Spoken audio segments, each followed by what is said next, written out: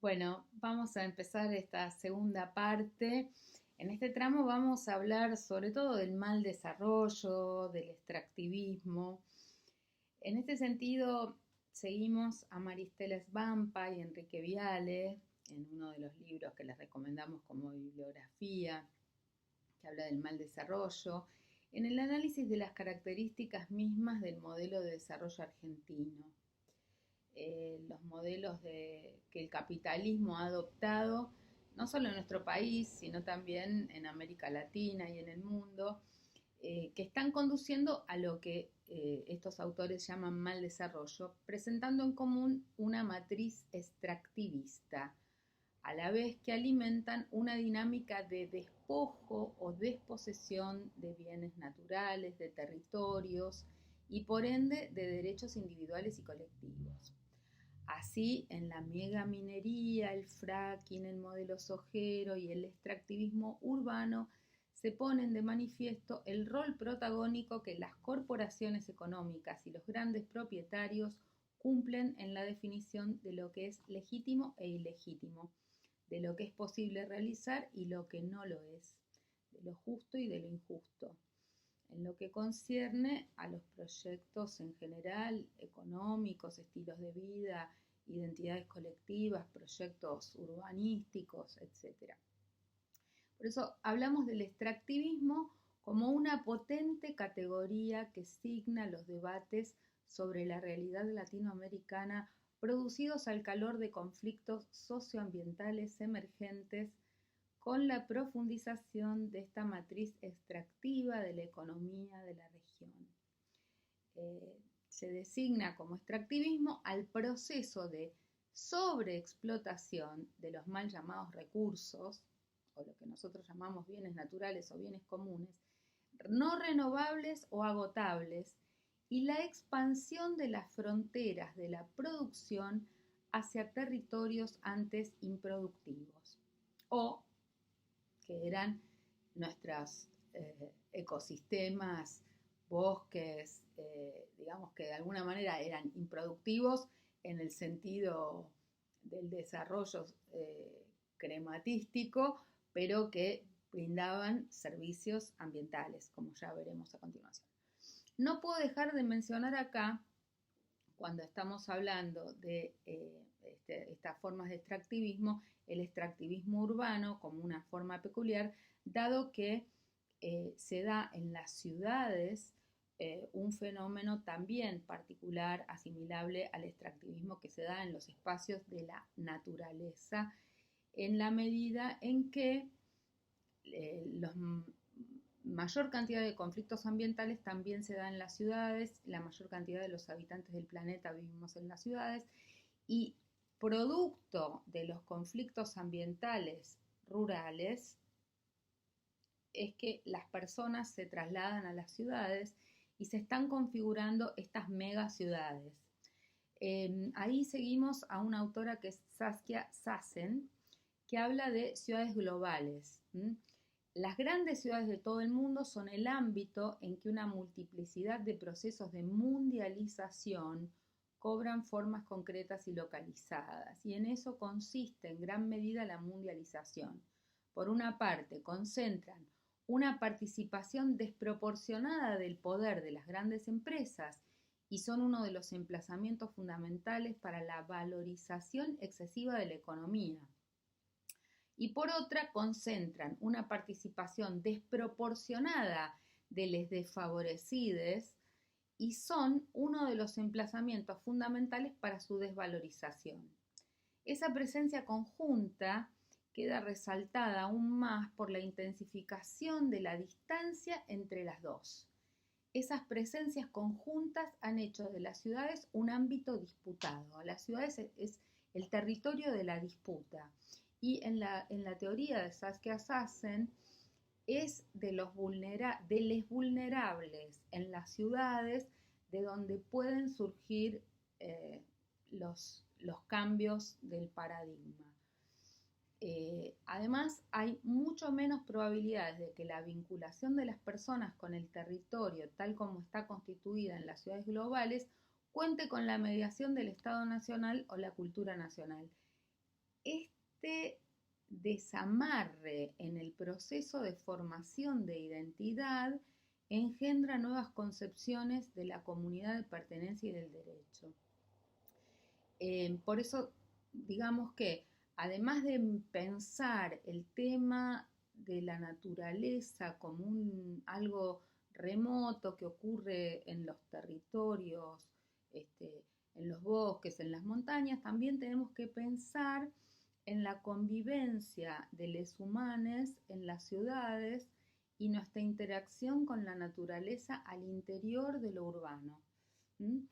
El extractivismo urbano o urbanismo neoliberal son aquellas formas de articulación pública, privada, no formalizada, pero con efectos reales en los que convergen la liberalización de los mercados del suelo, la concentración del capital inmobiliario con gran capacidad de gestión financiera y obviamente esto ocurre con el beneplácito de los gobiernos locales y la irrupción de inversiones para el desarrollo de megaproyectos con alto impacto territorial. Son las grandes torres, los grandes shoppings, que no tienen que ver con generar espacios más humanos, de mejor calidad de vida para la mayoría de los habitantes, ni siquiera para darles vivienda, sino que terminan siendo torres vacías que contrastan con la eyección o la gentrificación de los habitantes originarios de las ciudades. En cuanto al extractivismo urbano, debe considerarse que el proceso de reestructuración capitalista neoliberal supuso cambios en el modo de regulación del Estado y del paradigma del desarrollo y estuvo acompañado por profundas transformaciones tecnológicas. El carácter distintivo de este proceso es su inestabilidad, ¿sí? Como efecto de la financiarización y la acelerada reconfiguración territorial depredatoria, en un contexto inédito a nivel planetario de cambio climático, redefinición de la matriz energética y crisis alimentaria. Es decir, cuando vamos a hablar del desarrollo regenerativo y de los cambios que se deben dar, lo que quiero poner énfasis es que las mayores dificultades para el cambio de paradigma van a estar en estas ciudades globales, en estas megaciudades, donde verdaderamente nuestra dependencia para la provisión de alimentos, para la recolección de residuos, para la provisión energética, lleva a conflictos muy serios. Queremos poner énfasis en que hablamos de extractivismo urbano porque las problemáticas son muy similares a las problemáticas del extractivismo que se da en los bosques o en las montañas, en lo rural. La especulación inmobiliaria provoca desplazamientos, daños ambientales y desafía a la naturaleza en el marco de una degradación institucional y social. Las características comunes se nutren de la misma lógica extractivista, provocando acumulación y reconfiguración negativa.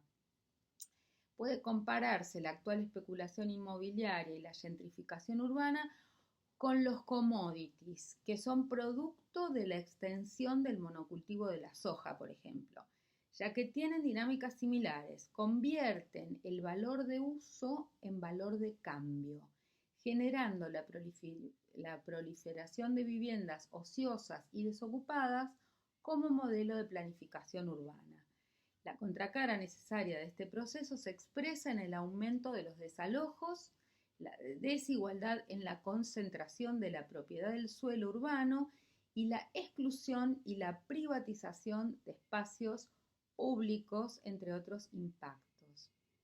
El impacto directo que esta dinámica tiene sobre las ciudades se evidencia en el proceso creciente de especulación inmobiliaria, sobreexplotación de suelo urbano, fragmentación de morfologías urbanas y estilos de vida, colapso de infraestructura y crecimiento del hábitat precario, la pérdida de calidad de vida urbana y en una mayor exposición a desastres ambientales.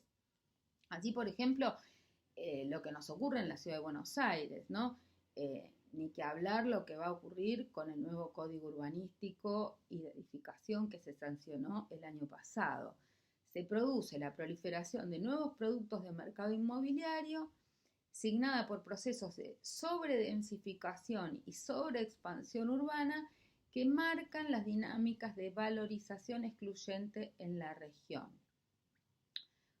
Es decir, cuando se logra cambiar usos del suelo, estirando la ciudad a través de la expansión de urbanizaciones privadas y semiprivadas, o cuando se transforman las densidades urbanas a partir de la construcción de desarrollos inmobiliarios de largo alcance, megatorres de más de 30 pisos con amenities, se corren también las curvas de precio del suelo y los precios internos de la ciudad. El concepto de extractivismo urbano está en la antítesis de la construcción del derecho a la ciudad de Henri Lefebvre. Es muy interesante también leer este autor, entendido no solo como derecho al espacio físico, sino como concepto guía frente a la necesidad de repensar a todo el conjunto social. Desde esta perspectiva, el derecho a la ciudad es una idea revolucionaria que también tendríamos que tener en mira en este paradigma ecofeminista, en esta voluntad de construcción de una alternativa en términos de paradigma económico, social y político. En el ámbito rural y en el ámbito urbano, esta reflexión sobre el derecho a la ciudad desde la perspectiva de género, desde la perspectiva feminista. El derecho a la ciudad no es solo la demanda de acceso a los derechos ya existentes, sino que también implica la necesidad de transformación del espacio urbano y las relaciones sociales que lo integran. Es el derecho a un hábitat sustentable, armónico, no violento, donde se recuperen las solidaridades entre los prójimos. Hay mucho desarrollo, hay una red de Mujer y Hábitat, la ONG SIGSA de Córdoba ha sido una de las pioneras en estas reflexiones. Nosotras hicimos muchísimo trabajo en la legislatura de la Ciudad de Buenos Aires, en el Consejo de Planeamiento Estratégico de la ciudad hay un grupo de género, hay ingenieras, arquitectas, urbanistas que vienen reflexionando sobre la ciudad con ojos de mujer, con perspectiva de género. No viene dando mucho resultado lo que desde ahí escriben sus papers, por lo menos en la Ciudad de Buenos Aires, pero es muy interesante la reflexión sobre la nueva agenda urbana. De hecho, hay muchos documentos de Naciones Unidas en este sentido y esta mirada de género. Cambios imprescindibles para aplicar en las ciudades, por lo menos en las ciudades más humanas, de no tantos habitantes, es más fácil lograr este cambio. En las megaciudades requeriría una voluntad política estructural. Hay varios documentos internacionales importantes que han recogido los debates de la sociedad civil global, no solo de las feministas, sino de los movimientos ecologistas, pero quiero mencionar que son trascendentales para el reconocimiento, digamos, como la perspectiva ecologista en los documentos ambientales, cómo ingresa esta mirada ecologista en los documentos ambientales. Podemos citar la declaración El futuro que queremos, que es una declaración del 2012 de Río +20.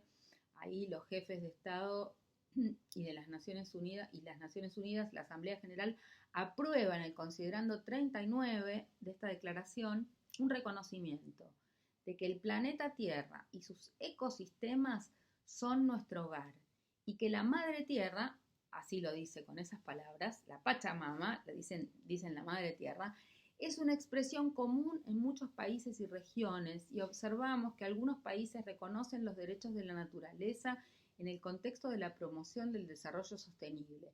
Estamos convencidos de que para lograr un justo equilibrio entre las necesidades económicas, sociales y ambientales de las generaciones presentes y futuras, es necesario promover la armonía con la naturaleza. Es decir, esta es la primera vez en el año 2012 donde Naciones Unidas, o sea, los documentos oficiales de los estados, incorporan la idea de la madre tierra y la armonía con la naturaleza. Por lo menos aparece en los papeles, pero para llegar a este texto que incorpora la perspectiva biocéntrica o ecologista, se recorrió un largo camino de antecedentes, foros, cumbres de sociedad civil, movimientos sociales que fueron sistematizando estos postulados y consensuando globalmente principios donde las organizaciones latinoamericanas y muchas de las feministas y las ecofeministas y el movimiento de mujeres tuvimos un peso sustantivo y sobre todo también el reconocimiento de las perspectivas de nuestros pueblos originarios que tuvieron un rol muy relevante. También la Agenda 2030 para el Desarrollo Sostenible incluye entre los 17 Objetivos de Desarrollo Sostenible, en especial el Objetivo 11, habla de lograr que las ciudades y los asentamientos urbanos sean inclusivos, seguros, resilientes y sostenibles, y reconoce la relevancia del desarrollo urbano y territorial para mejorar el bienestar de toda la población, alcanzar las condiciones adecuadas de habitabilidad en las ciudades y en los asentamientos humanos para que sean inclusivas, seguras, resilientes, sostenibles. Esta es una meta cuyo logro está vinculado con la superación de los desafíos que plantean la pobreza, el cambio climático, la energía, la infraestructura y la economía inclusiva, entre otros. También en el objetivo 12 de los Objetivos de Desarrollo Sustentable se habla de asegurar que las personas de todo el mundo tengan la información y los conocimientos pertinentes para el desarrollo sostenible y los estilos de vida en armonía con la naturaleza. Ahí también vuelve a aparecer en estos objetivos de la Agenda 2030 el objetivo de la armonía con la naturaleza. Esta frase, retengámosla porque tiene mucho que ver con lo que estamos planteando desde esta perspectiva ecofeminista. Les decía que hubo un largo recorrido de las organizaciones ecologistas, de los movimientos. Desde 1968 comienzan los grupos a fogonear sobre estos temas. Hay un informe Meadows del que vamos a volver a hablar en la década del 70, pero los hitos cruciales desde el movimiento social, ecologista, internacional, global, que después incidieron sobre las Naciones Unidas fueron la Declaración de la Carta de la Tierra del año 2000, que súper recomiendo que la lean, la Carta Mundial por el Derecho a la Ciudad del 2004, que se redacta en el Foro Social de las Américas de Quito, en Ecuador. Después la Declaración Universal del Bien Común de la Tierra y de la Humanidad. Todos estos documentos son importantísimos y tuvieron un entramado de personalidades como Leonardo Boff, Miguel Scott, o sea, allí los curas de la teología de la liberación en América Latina tuvieron mucha incidencia en la redacción de estos documentos. Esto se entronca después con las raíces de lo que hablábamos en la charla pasada de la Laudato Si, ¿no? Hay hilos conductores, por un lado, a esta sociedad civil global que va emitiendo estos documentos. América Latina tiene un rol destacadísimo en el impulso de estos documentos. Hay un acuerdo de los pueblos, de la Conferencia Mundial de los Pueblos sobre Cambio Climático y los Derechos de la Madre Tierra, que tiene lugar en Bolivia, en Cochabamba, en el 2010. Hay un proyecto de Declaración Universal del Bien Común de la Humanidad del 2012, una Declaración Universal de los Derechos de la Madre Tierra del 2012 también. Es muy importante porque empieza a constituirse en el imaginario de la sociedad civil global el reconocimiento del planeta, de la Madre Tierra, de la Pachamama como sujeto de derecho. Esto comienza en declaraciones que son emitidas por la sociedad civil, comienza a haber un tribunal que va a trabajar sobre los derechos de la naturaleza, es un tribunal de la sociedad civil que juzga casos de extractivismo a nivel global y que se va reuniendo anualmente. Eso después genera que alguna constitución incorpora esta declaración. Por ejemplo, la Constitución de Nicaragua incorpora a su texto oficial la Declaración Universal de los Derechos de la Madre Tierra, y después las constituciones de Bolivia y Ecuador, como les decía, reconocen los derechos de la naturaleza y los principios del buen vivir. También la declaración final del Foro Alternativo Mundial del Agua de Marsella 2012 habla de la armonía con la naturaleza, de los derechos de la Madre Tierra. la Declaración de la Asamblea de los Movimientos Sociales del Foro Social Mundial de Túnez del 2013. El Foro Social Mundial en el 2013, en el 2015 y hasta la fecha viene haciendo un reconocimiento de todos estos derechos y de todos estos temas, ¿no? Pero bueno, quiero adentrarme en este tramo de nuestra conversación en hablar de este cambio de paradigma que queremos introducir los ecologismos y particularmente las ecofeministas, de un salto de lo que hoy se considera desarrollo sustentable y que no lo es, a lo que nosotras y nosotros llamamos desarrollo regenerativo. Vivimos en un mundo que está fragilizado, la sociedad en riesgo de la que hablaba Ulrich Beck hace más de un cuarto de siglo se ha vuelto aún más violenta ante los nuevos embates del capitalismo patriarcal y extractivista.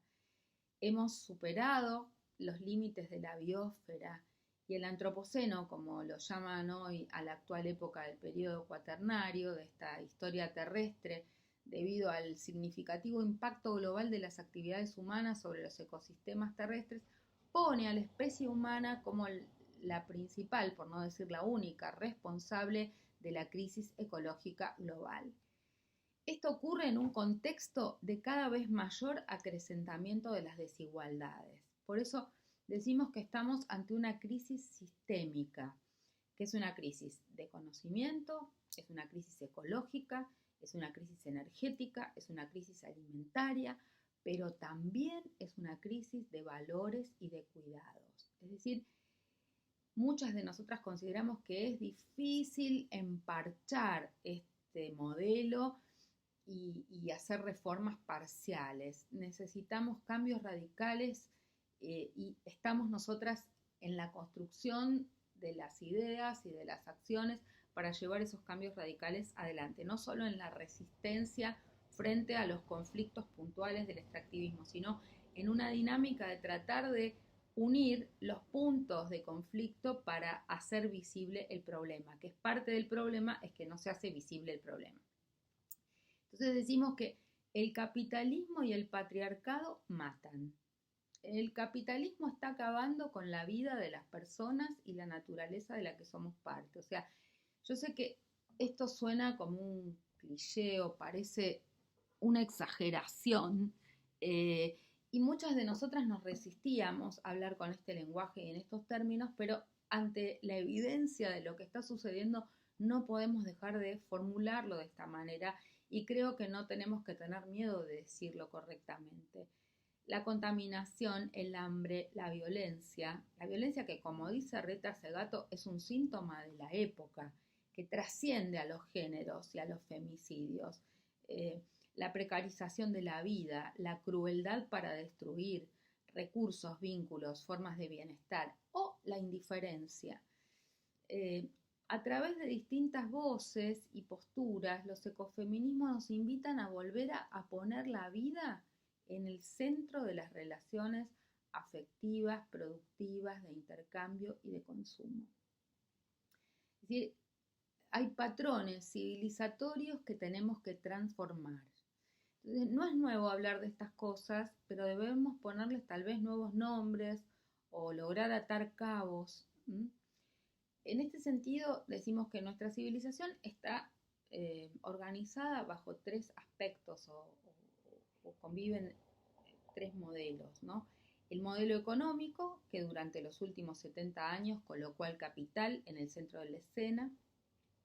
Además, es sorprendente, pero cuando buscamos qué quiere decir el capital, bueno, el capital es una abstracción contable. Entonces, el modelo económico de los últimos 70 años colocó en el centro de la escena una abstracción contable.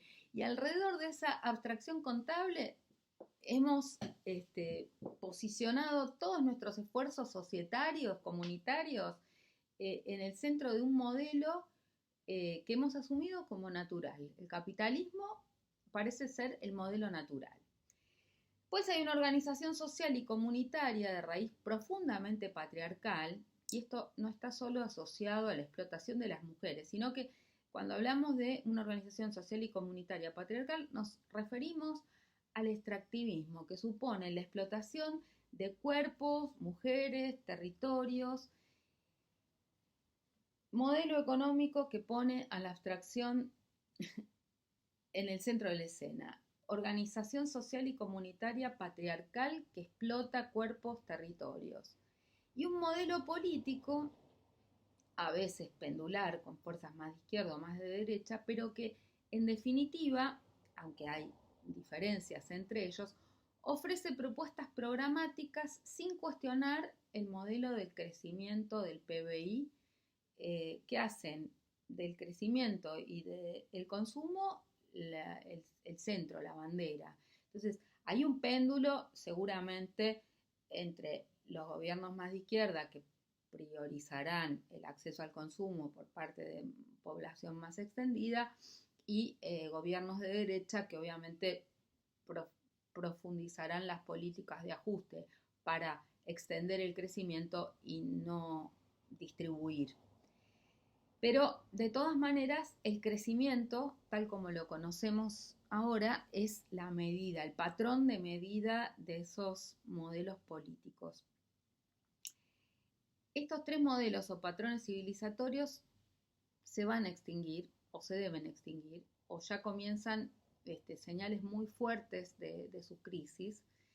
Recomiendo también leer en este aspecto a un libro que se llama El feminismo del 99%, entre otras de Nancy Fraser, porque están poniendo el énfasis en el feminismo en estos temas, en su confrontación como punta de lanza en la confrontación con el capitalismo. O sea, no hay modo de un verdadero feminismo comprometido con las necesidades de los pueblos en el siglo XXI que no sea un ecofeminismo que cuestione los fundamentos mismos del capitalismo. Ese es un poco el esquema.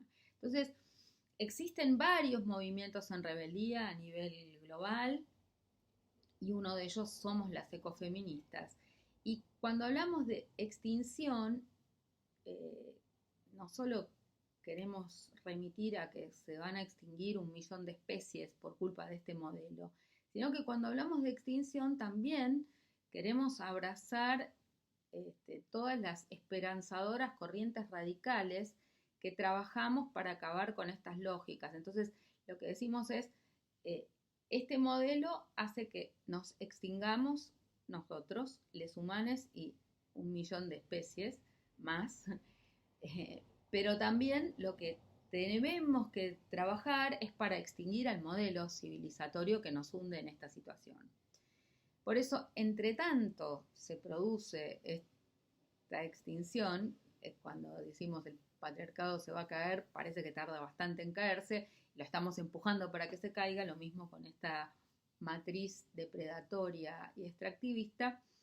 De lo que hablamos en el interín es cómo privilegiamos más o menos a quienes administran en esta transición de acá a la extinción de este modelo. Sobre todo, a veces hablar de la extinción de un modelo asusta, da miedo. Yo creo que lo que más tendríamos que poner la energía como ecofeministas es en mostrar las alternativas, que hay alternativas. Y podemos mostrar alternativas ya en soberanía alimentaria, en otros modos de vida, de construir, de reciclar, de cómo trabajar en la producción de alimentos, en los residuos, en la construcción de viviendas. Allí ya hay mucho alternativo. Es muy difícil con temas más complejos en las grandes ciudades, con el transporte, con la energía. Vamos a ver algunas de estas dificultades. Para ver más datos sobre la situación actual, recomiendo 2 informes. Para no atiborrarlas de datos, porque como sé que son todas personas, mujeres que vienen de otras disciplinas y no son todas, probablemente ninguna, ambientalista o ecologista, les recomiendo 2 informes fundamentales. El informe 1.5 del IPCC. El IPCC es el panel de cambio climático, donde hay científicos, funcionarios, técnicos. Este informe 1.5 del IPCC de octubre del 2018, y el otro informe que les recomiendo es el informe sobre biodiversidad del IPES. El IPES es el panel de Naciones Unidas sobre biodiversidad y ecosistemas. Este informe del IPES es de mayo del 2019. Entonces, informe 1.5 del IPCC, octubre del 2018, y el informe de biodiversidad del IPES de mayo del 2019. ¿Qué nos dicen estos informes? Los datos más importantes. ¿Cómo está la Tierra hoy? Bueno, para que tomen conciencia, esto la mayoría de la población no lo sabe, tal vez ahora con lo de la pandemia empiezan a conversar algunos de estos temas, pero esto es lo que nos urge. 75% de la superficie terrestre está totalmente degradada. En el lapso de nuestras vidas, en lo que nos queda de vida, va a perder totalmente su funcionamiento, con la pérdida de servicios ambientales, la capacidad de absorber impactos y de proveer recursos, que nos proveen básicamente los bosques. Cuando estamos hablando del 75% de la superficie terrestre degradada, estamos hablando fundamentalmente de la desaparición de los bosques de la faz de la Tierra. Se llegará al 100% de la desaparición de estos bosques y a la degradación total de la superficie de la Tierra en 10 años, de continuar esta tendencia extractivista. El 66% de los mares está degradado y el 70% de los vertebrados terrestres ya se extinguió. Por eso, algunos científicos hablan no solo de la sexta extinción masiva de especies, sino de la primera aniquilación biológica de una dimensión comparable a un cambio geológico. Por eso, una sola especie logró acabar con la mayor parte de la vida sobre la Tierra. Por eso se habla del antropoceno, una sola especie. El hombre, quiero hablar de hombre acá en masculino, porque son ellos los principales responsables, pero es la especie humana, logró acabar con la mayor parte de la vida sobre la Tierra. Entonces, según el IPES, el panel de biodiversidad, el principal impulsor de esta catástrofe ha sido el cambio de usos del suelo. Después entran el cambio climático, el tráfico de especies y la introducción de especies invasoras exóticas. Van concatenados, se potencian la contaminación, las poluciones, el uso directo que hacemos de otros organismos vivos como la caza y la pesca. Pero el principal impulsor es el cambio de usos del suelo. Y eso es el desmonte, la desaparición de los bosques. ¿Por qué necesitamos tanto suelo arrasando los bosques? ¿Nos comemos todo lo que cultivamos en ese suelo? No. El 83% de la superficie cultivable de la tierra se destina a la ganadería. Si abasteciéramos de alimentos nutritivos, ricos en proteínas, a toda la humanidad y no se consumieran animales ni derivados de los animales, se podría reducir el 75% de ese 83% que hoy se usa para ganadería, avanzando sobre ecosistemas naturales. ¿Esto qué quiere decir? ¿Que pregonamos el veganismo, más allá de que lo respetamos? No, quiere decir que algo hay que hacer con la ganadería industrial que nos está complicando la vida por varios motivos, no solo porque el avance de la frontera sojera se vincula a tratar de alimentar estos animales que se crían de manera intensiva, que además consumen alta cantidad de antibióticos, que nos está inmunizando a nosotros contra otras bacterias y que está generando una resistencia bacteriana global, sino que debería armonizarse pensando de volver o de restaurar formas de ganadería y formas de agricultura no industrializadas, no con agrotóxicos, no con antibióticos, y restablecer una armonía con la naturaleza en lo que hace a nuestra producción de alimentos. Cuando estamos hablando de el avance de la frontera sojera y de toda la ganadería, nos preguntamos si necesitamos esas proteínas. Y cuando se analizan los datos, el 18% de las calorías del mundo se generan con animales para consumo humano y solo el 38% de las proteínas. O sea, no necesitamos ocupar tanta superficie con plantaciones para el consumo de esos animales que entran en la ganadería industrial. La mayor parte de la superficie cultivada hoy no es para alimentar humanos, sino para alimentar animales en procesos de ganadería industrial para países emergentes que ahora están accediendo a consumos que antes no tenían, o sea, están mudando a una dieta occidental. El informe Lancet 2018 dice que reducir el consumo en un 90% sería lo recomendable en cuanto al consumo de animales. ¿Esto qué quiere decir? ¿Que no vamos a poder comer más carne?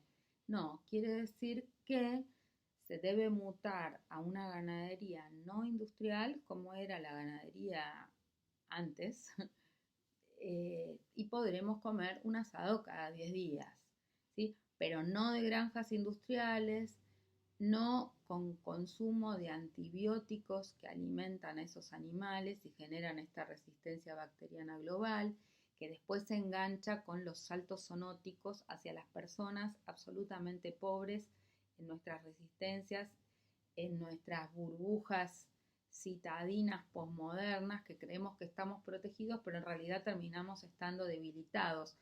Esto que está sucediendo con el virus tiene que ver también con las dificultades de nuestra falta de resistencias y esto está exacerbado para quienes vivimos en ciudades y tenemos un consumo alimentario rico en los antibióticos a partir de los animales que consumimos. Es decir, que la producción ganadera industrial es un peligro sanitario. Entonces tenemos impulsor número 1, cambio de suelos, atado a esta producción ganadera industrial. Hacia el 2050, según el Banco Mundial, 4.000 millones de personas vivirán en lugares donde no se podrán ya cultivar alimentos y con un estrés hídrico permanente. Es decir, va a haber una guerra por el agua y una guerra por los alimentos. En 30 años, la mitad de la población mundial estará ante una guerra por el agua y los alimentos. Esto es un apartheid climático, según las propias Naciones Unidas. Esto se produce por el mal uso y el cambio de usos del suelo y por la ganadería industrial. Esto va a llevar a que las personas que antes tenían posibilidades de generar sus propios alimentos van a estar en suelos que no les van a permitir más generar esos alimentos, sea por el extractivismo minero que contaminó las aguas, sea por el desgaste de los suelos con monocultivos, sea por la ganadería industrial. Ya ingresamos en un proceso crítico, en un proceso de colapso ecológico. Y las megaciudades son las que menos capacidad de adaptación tienen. Pensemos, si no se recoge la basura, si falla la cadena de abastecimiento de alimentos, si no se puede usar el transporte, las ciudades grandes, y lo estamos viendo ahora con el tema del virus y las dificultades que tenemos, es que las megaciudades no son un modelo que permita demasiada adaptación a los cambios que debemos llevar adelante. Por eso también debe haber un replanteo a nivel global y a nivel nacional demográfico, volver a revitalizar las ciudades pequeñas, las ciudades medianas, descentralizar, desconcentrar. Este debería ser el paradigma de cambio a trabajar y las mujeres desde el urbanismo feminista venimos trabajando en estas dinámicas, ¿no? Por eso, frente a todos estos males que ya nos están ocurriendo, no hay una remediación parcial posible, sino un proceso regenerativo, ¿no? El modelo extractivista sobre territorios y cuerpos eh, no solo sobre las mujeres, sino también sobre los propios varones, que son usados como peones para la acumulación en tiempos de paz o para el Estado en tiempos de guerra. Nuestros cuerpos, los cuerpos de les humanos, están destinados, explotados, ¿eh? a, están destinados y explotados para alimentar sistemas de muerte que no ponen a la vida en el centro de la escena. Los pocos centros de poder que tienen hoy muchos privilegios van a dar batalla final violenta y la están dando. Esta idea de reabrir la economía, aunque se muera la gente, todo lo que estuvimos viendo en estos días, esto es lo que ahora se ve brutalmente porque esta pandemia obligó a parar, pero cuando hablamos de crisis climática y cuando hablamos de cambios de uso del suelo, esto, si bien se ve el incendio en Australia, el incendio del Amazonas, se van viendo cosas aisladas, acá hubo inundaciones, sequías, pero se ven como datos y además los medios y los centros de poder lo presentan como hechos de la naturaleza, desastres naturales. Lo que tenemos que hacer es ligar, es unir estos puntos, mostrar cómo hay causas comunes a todos estos puntos. Entonces, ¿puede volver una normalidad al terminar la pandemia? Bueno, nosotros no creemos que volver atrás y volver a lo que veníamos haciendo sea lo recomendable. Obviamente, cuando decimos pasar a un sistema regenerativo, es decir, cambiar este paradigma, implica algunas renuncias.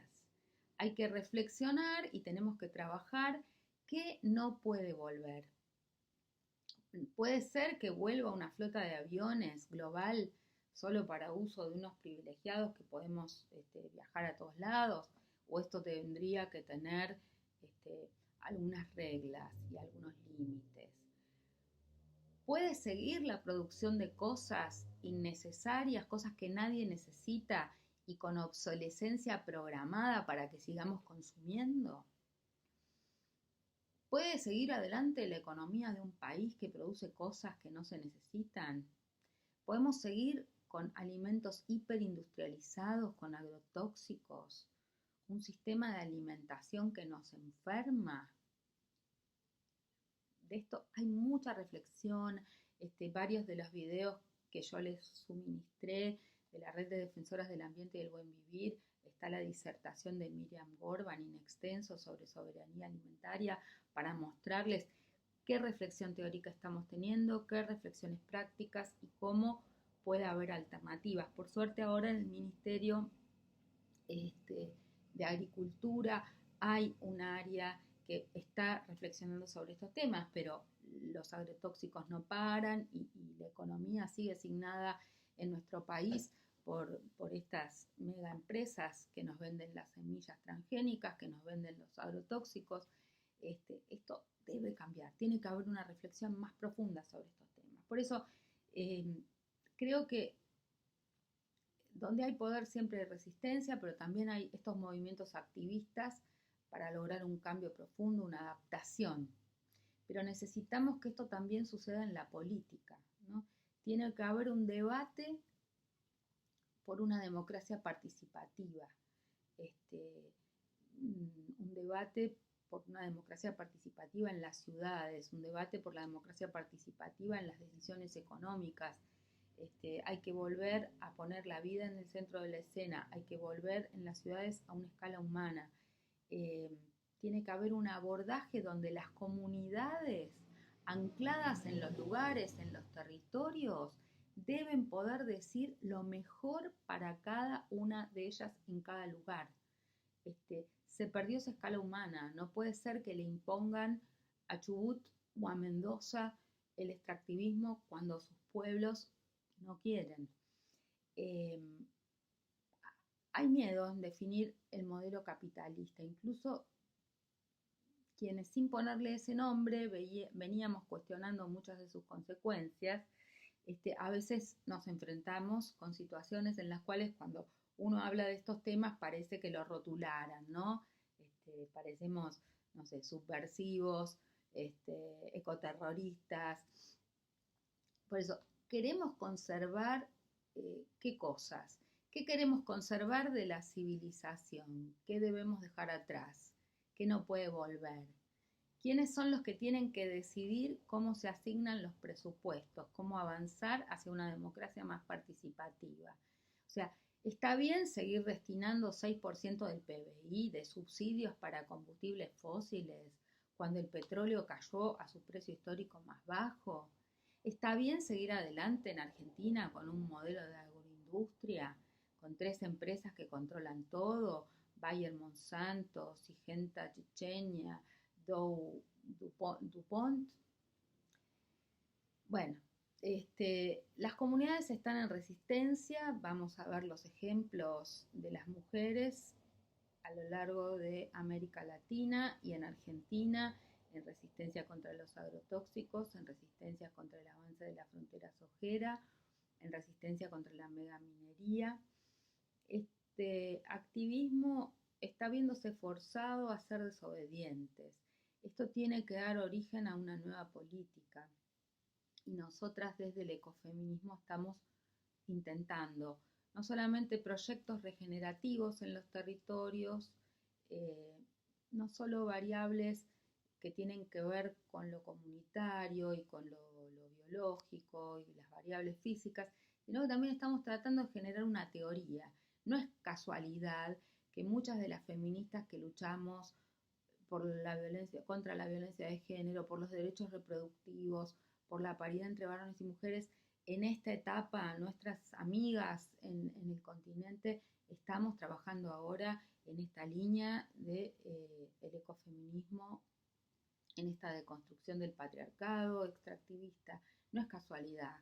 Las compañeras de Uruguay, compartimos con las compañeras de Brasil, nos reencontramos en la comunidad de esfuerzos por avanzar en este tema, ¿no?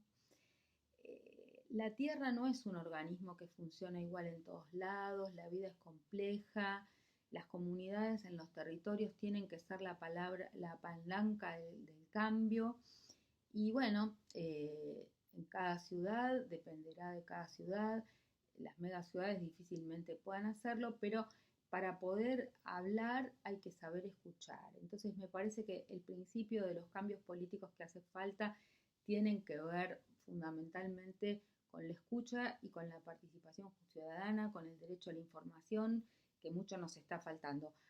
Se aprobó un tratado a nivel latinoamericano muy importante, que es el Acuerdo de Escazú, que establece el derecho a la información, la participación ciudadana y el acceso a la justicia por causas ambientales.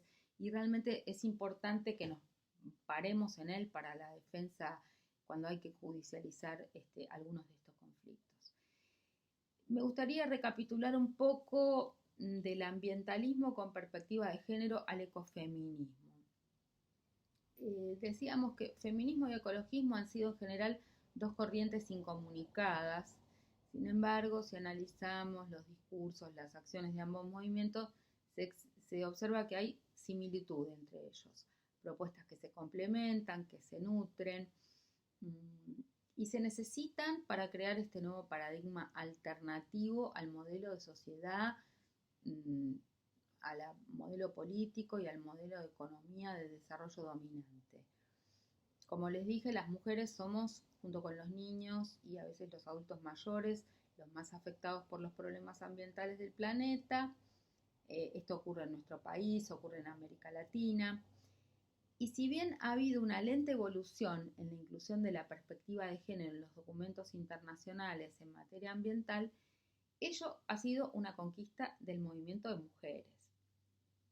La inclusión del principio 20 en Río, en las conferencias de Viena, Cairo, Beijing, hasta los objetivos de desarrollo sustentable, vimos que ha habido una evolución.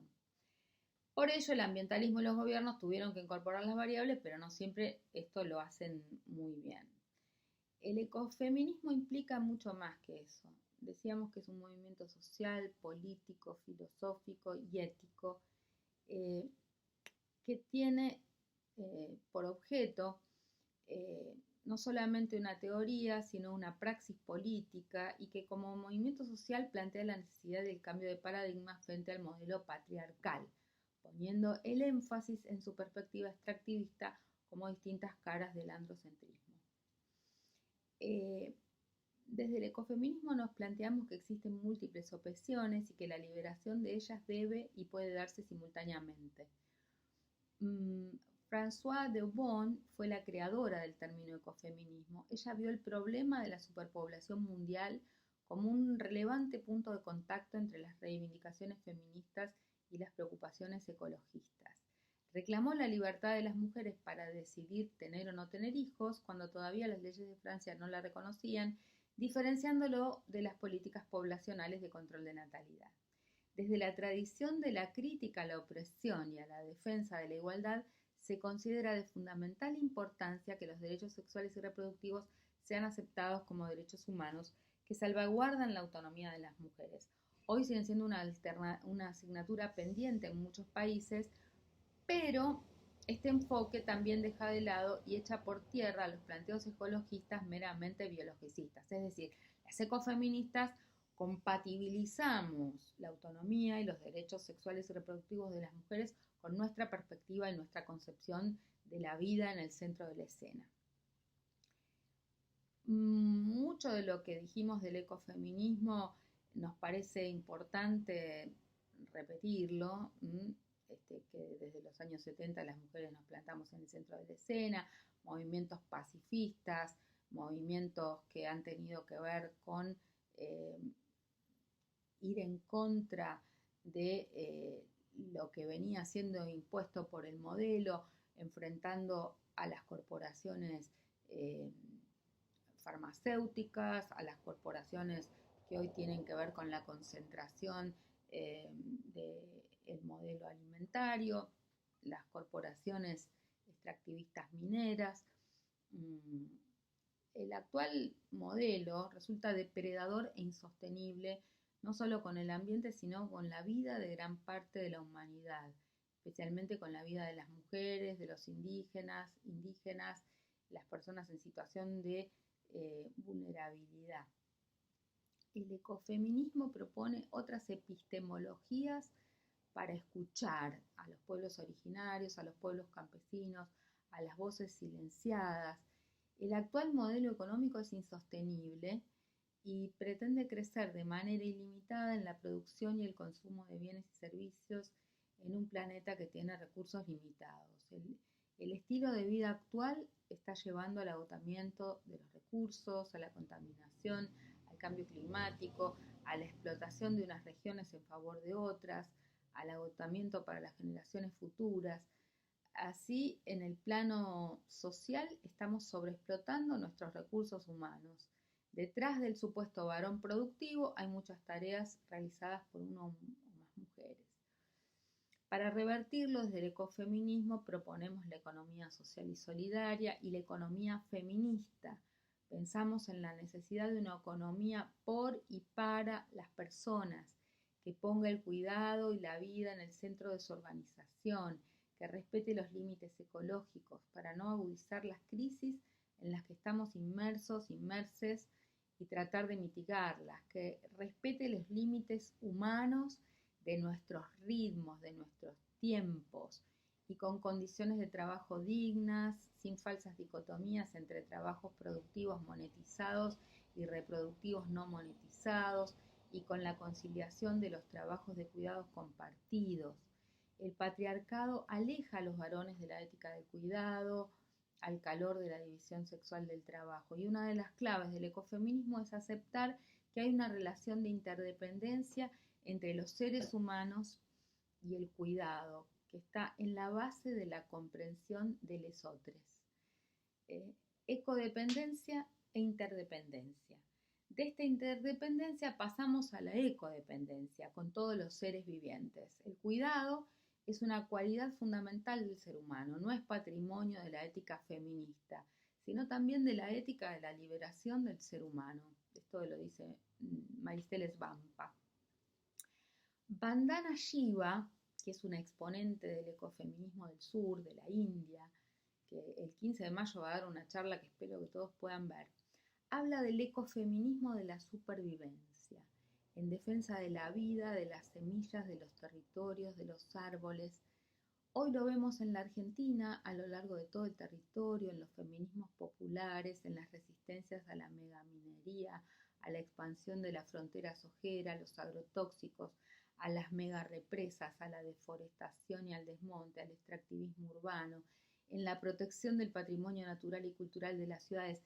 En estas praxis feministas, ecofeministas de las mujeres, con conciencia o no de género, demuestran que hay cosas que el dinero no puede comprar. Las mujeres en estas luchas ponen en valor la relación cuerpo-territorio.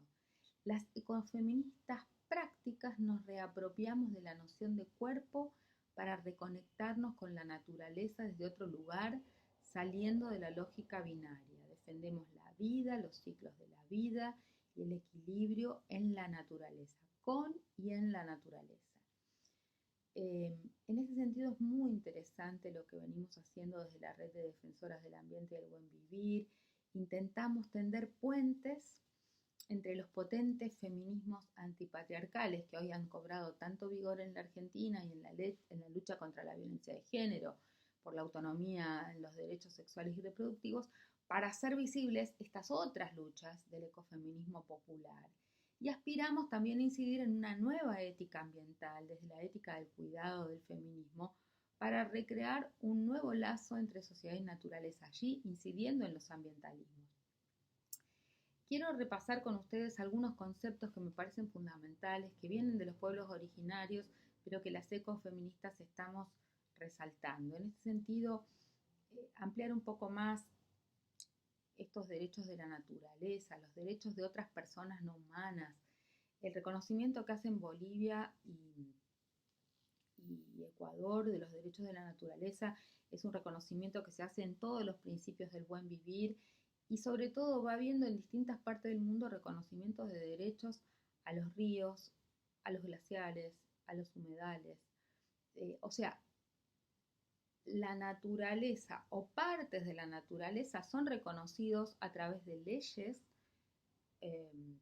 fallos judiciales, acuerdos con los pueblos originarios por parte de los estados nacionales que reconocen derechos a estas entidades, seres vivos no humanos. De hecho, bueno, en Argentina hemos reconocido derechos a los animales como personas no humanas a través de varios fallos.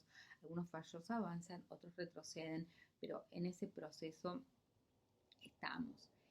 El buen vivir son los principios de las culturas ancestrales, de armonía con la naturaleza y convivencia entre seres que nos permiten alcanzar el vivir bien. Algunos de estos principios son el de garantía de regeneración de la madre tierra, o sea que no avancemos sobre ella, no explotemos recursos si es que la vamos a agotar o agotamos esos recursos. Una regla básica del buen vivir es el freno en el avance depredador cuando se puede poner en riesgo la vida de un ecosistema. La equidad intra e intergeneracional, la no mercantilización de la naturaleza, la interculturalidad. Algunos de estos son los principios del buen vivir. Vivir bien o buen vivir es la vida en plenitud para los pueblos originarios. Es saber vivir en armonía y equilibrio, en armonía con los ciclos de la madre tierra, del cosmos, de la vida, de la historia y en equilibrio con toda forma de existencia. Y es justamente el camino y el horizonte de la comunidad. Es el camino y el horizonte. Implica primero saber vivir y luego convivir.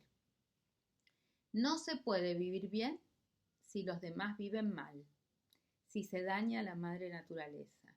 Vivir bien significa comprender que el deterioro de una especie es el deterioro del conjunto. Fíjense qué contraste con lo que hablábamos hace unos momentos, ¿no? Al hablar del buen vivir, o suma causa en quechua, como se dice en Ecuador, o vivir bien, o suma kawasai en quichua, o suma camaña en aymara, como se acostumbra a decir en Bolivia, pensamos en plural. es decir, nos imaginamos buenos convivires. En Ecuador se ha traducido el buen vivir, esta palabra, summa causai, como buen vivir, aunque expertos en lengua quechua coinciden en señalar que la traducción más precisa sería la vida en plenitud, la vida en esplendor, expresa lo supremo, la vida en el sistema comunitario. Y en Bolivia, de la Aymara, han traducido vivir bien. El buen vivir sintetiza vivencias más que conceptos o teorías. Se nutre de los valores, de las experiencias y sobre todo de las múltiples prácticas existentes en las comunidades indígenas. En la medida en que recoge la continuidad de la vida en armonía de los seres humanos viviendo en comunidad y de estos viviendo en armonía con la naturaleza, posiblemente desde hace cientos de años, nos ofrece una serie de lecciones de cómo se podría imaginar o se podrían imaginar otros mundos en donde quepan todos los mundos, siempre asegurando la justicia social y la justicia ecológica. Y nosotras decimos, y la justicia de género. Esas utopías andinas y amazónicas, emparentadas con otras formas similares de vida a lo largo y ancho del planeta, recordemos que también hay similares filosofías en la China, en India, en Nueva Zelanda, en Australia, se plasman de diversas maneras en su discurso, en sus proyectos políticos y sobre todo en prácticas sociales y culturales, inclusive económicas. Estas cosmovisiones, atadas a territorios específicos, plantean diferentes opciones a la cosmovisión occidental, al surgir de raíces comunitarias no capitalistas, armónicamente relacionadas con la naturaleza. Desde esa lectura, el buen vivir plantea una transformación de alcance civilizatorio que supera las visiones antropocéntricas para abrir las posibilidades a aproximaciones sociobiocéntricas, aunque en realidad se trata de una trama de relaciones armoniosas, vacías de todo centro, comunitaria, no solo individualista, sustentada en la pluralidad y la diversidad, no unidimensional ni monocultural. Hay que transformar fundamentalmente las viejas estructuras del Estado tal como lo conocemos hoy y la institucionalidad vigente y construir una nueva, pero hecha de abajo para arriba, con las manos del pueblo, con la comunidad.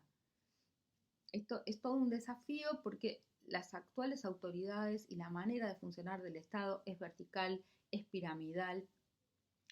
No se trata de una propuesta para indígenas, sino para la humanidad. Consideramos que es una construcción de una opción de vida para todas y todos.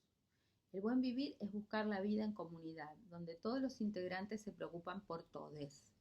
Lo más importante es la vida en un sentido amplio, no solo el individuo ni la propiedad. Esta cosmovisión en búsqueda de la armonía exige, como es obvio, la renuncia a algunos privilegios y a lógicas de acumulación. Guadalupe Rivadeneira señala que el concepto de summa causai ha sido vivido desde siempre y aparece recién sistematizado y conceptualizado en 1994 por los quichuas amazónicos de la Organización de Pueblos Indígenas de Pastaza, que entienden su chakra como la expresión del summa causai. Según ella, en la cosmovisión andina la lógica es la paridad, todo dos. Paridad como complementariedad y aceptación de la diversidad, que entiende al ser en su relacionalidad, donde los individuos se entienden como rizomas, y trata del equilibrio entre diferentes.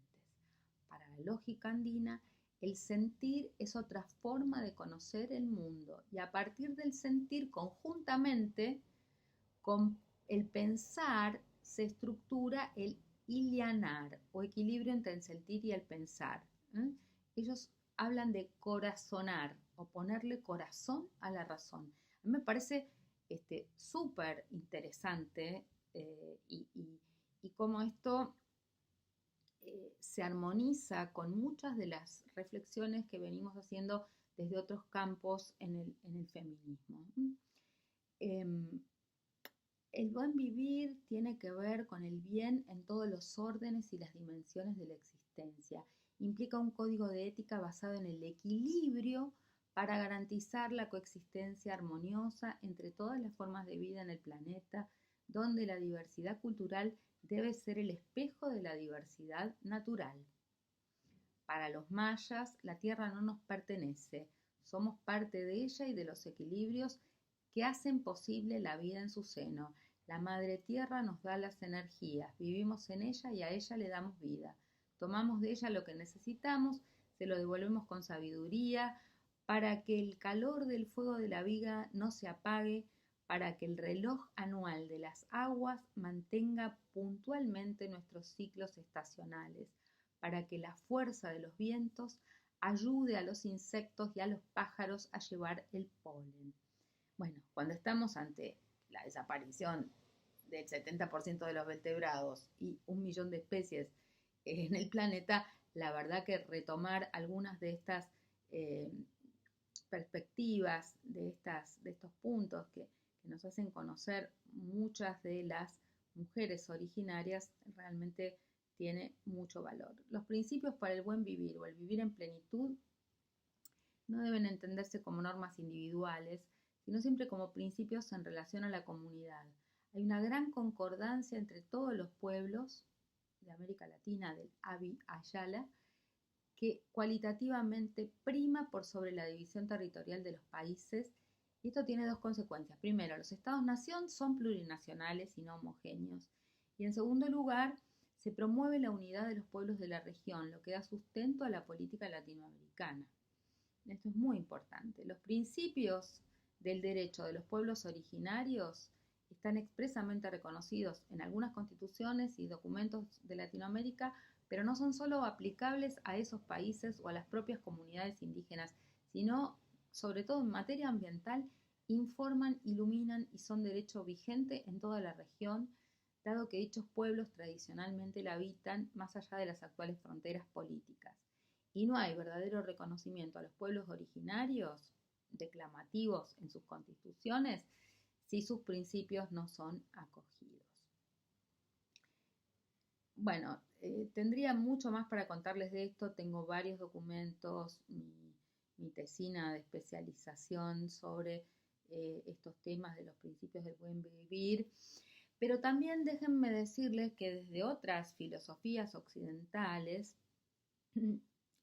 se habla de los bienes comunes o bienes colectivos, que son aquellos que son de cualquier persona, pero que no son de propiedad exclusiva de ninguno en particular.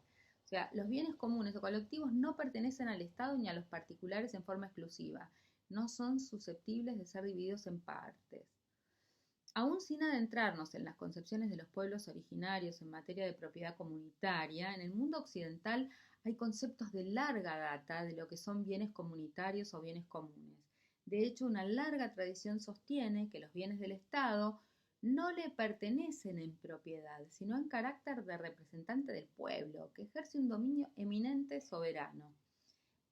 Paul Samuelson define los bienes públicos como aquellos bienes que no es viable ni deseable racionar su uso y cuyo uso o consumo individual no impide el uso o consumo de otros. Hay mucha bibliografía sobre esto. La paradoja de los comunes o Tragedy of Commons es un dilema descrito por el ecologista Garrett Hardin en 1968, según el cual varios individuos, motivados solo por el interés personal y actuando independientemente pero racionalmente, terminan por destruir un recurso compartido limitado, que es el bien común, aunque a ninguno de ellos, ya sea como individuos o en su conjunto, les convenga que tal destrucción suceda. Tragedy of Commons, 1968, Garrett Hardin.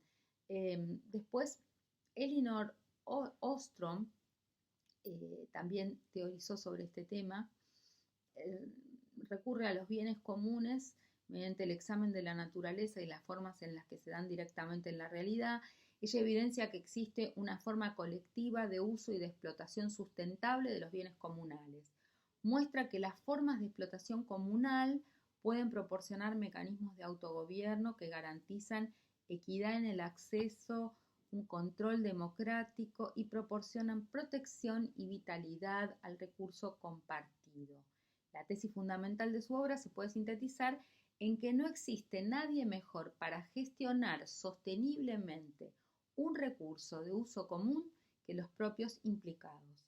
Pero para ello existen condiciones de posibilidad: disponer de los medios e incentivos para hacerlo, el sistema de mecanismos de comunicación necesarios para su implicación y un criterio de justicia basado en el reparto equitativo de costos y beneficios.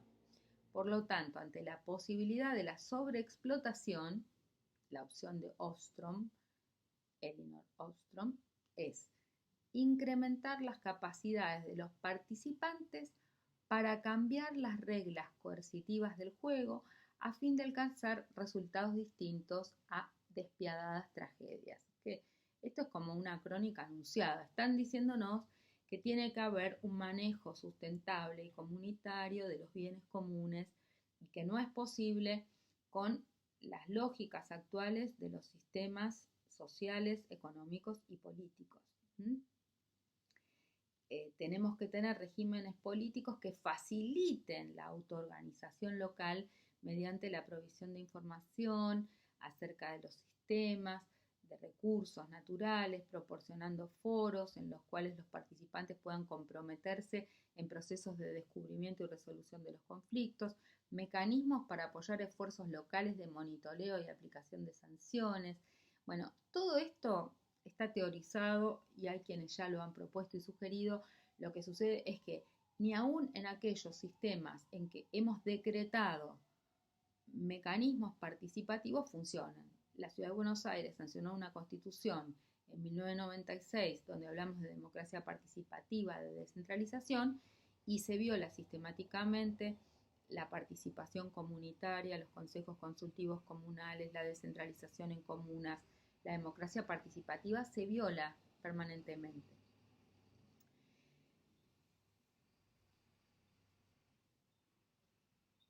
Bueno, dejaría por aquí en esta charla para que reflexionemos un minuto, tomemos un cafecito, hagamos un descanso y ya volvemos con nuestra tercera parte, que espero que sea la más interesante para todos.